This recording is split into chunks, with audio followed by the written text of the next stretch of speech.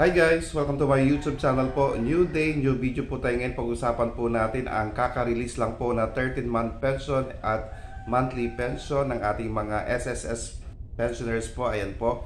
Kahapon guys, November 28, may mga naka-receive na po ng kanilang monthly pension at 13-month pension. Okay? Marami pong nag-comment sa ating mga videos po na na-receive na po nila kahapon, November 28 po, ang kanilang mga pension at 13-month pension. Sa ating mga SSS pensioner po na hindi pa po nakapag-check, pwede po kayong mag-check ngayon. Kung mayroon naman po kayong online banking, i-check nyo na po para po makita kung dumating na rin po ang inyong monthly pension. Dahil marami pong nag-comment, marami pong nag-message sa akin na na-receive po nila ang kanilang monthly pension kahapon po, November 28 po. Ayan guys.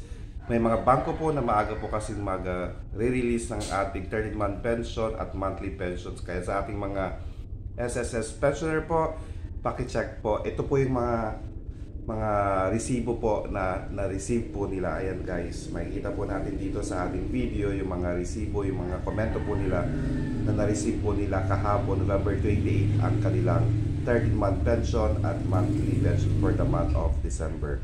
Sana po nakatulong po. Maraming salamat po and stay safe. Bye-bye.